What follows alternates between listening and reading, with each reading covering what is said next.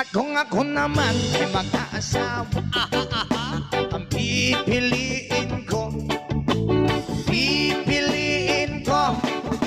anak ng mangingisda. Sisid siya, sisid.